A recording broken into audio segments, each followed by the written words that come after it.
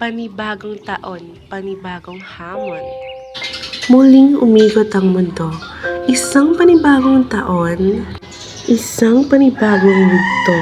Mga pahina ng kalendaryo ay nalilipat. Ngunit ang mga hamon ay patuloy na dumadaloy. Sa pagsapit ng hating gabi, mga paputok, sigawan at mga ngiti. Ngunit sa likod ng saya ay may mga alalahanin at pangamba. Ang mga pangarap ay tila ba'y mga bituin na nagniningning sa kalangitan. Ngunit ang mga landas tungo rito ay puno ng mga pagsubok na dapat lagpasan.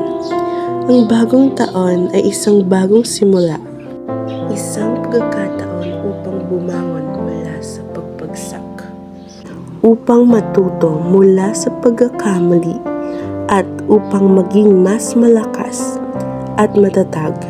Ang mga hamon ay hindi para takasan, kundi para harapin at malampasan. Ito ay ang mga aral na magtuturo sa atin upang maging mas mabuti at mas maayos. Kaya't ating yakapin ang bagong taon na may panibagong pag-asa at lakas ng loob.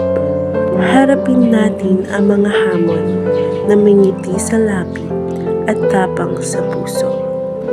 Panibagong taon, panibagong hamon.